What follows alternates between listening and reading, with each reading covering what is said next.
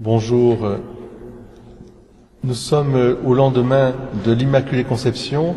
C'est une fête qui touche beaucoup le cœur des hommes et des femmes de bonne volonté parce que la Vierge Marie attire toujours, c'est notre maman du ciel. Vous la voyez derrière avec ces belles couleurs rouge et blanc qui est drapée de ces couleurs.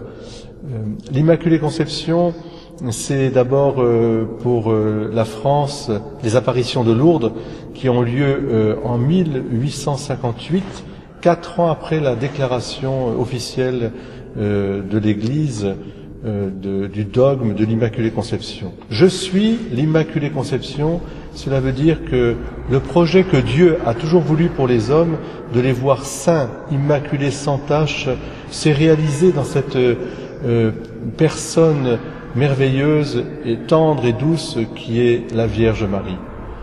Marie est l'aurore du salut. Elle est plus jeune que le péché. En contemplant Marie, je retrouve moi-même ce désir de pureté, de sainteté. Je retrouve aussi cette confiance en Dieu.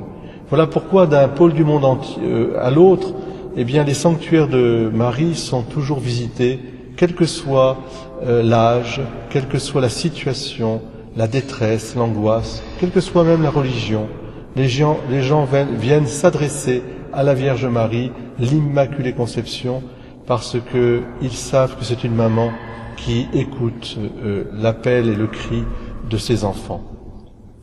L'Immaculée Conception aussi nous ramène à une apparition un peu particulière qui a eu lieu en 1947 à l'île Bouchard, le 8 décembre, où la Vierge Marie est apparue pour demander de prier pour la France.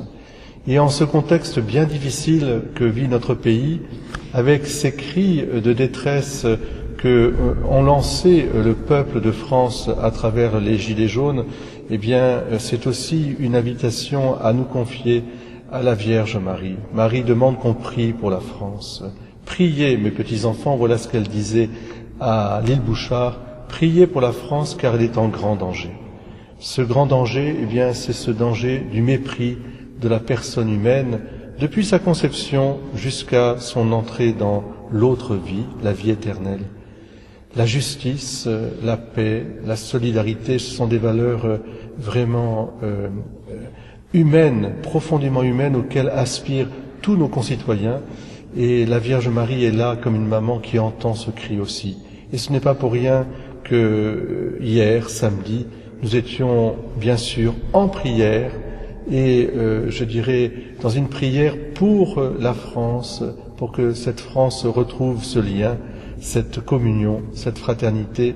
Mais ça ne peut se faire évidemment que si on a une conception, un respect profond des libertés les plus fondamentales de l'être humain, à savoir d'abord la liberté de conscience et de religion, la liberté du travail, la liberté de la famille, la liberté de l'entreprise.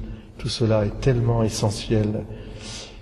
Replacer l'être humain au cœur et au centre de la vie de notre pays, et alors toutes les choses se remettront en ordre. Et la Vierge Marie, notre maman du ciel, nous redit que tout être humain est sacré, tout être humain a besoin d'être respecté, protégé, fortifié, et que la famille, l'entreprise, le travail sont nécessaires pour la vie de notre pays. Que Dieu bénisse la France, que la Vierge Marie, patronne de la France, continue sa protection. Et puis, puisque nous sommes dans le temps de Noël, retrouvons aussi ce chemin de l'enfance, ce chemin aussi de l'Emmanuel, Dieu avec nous. Bon dimanche et bonne fête à tous.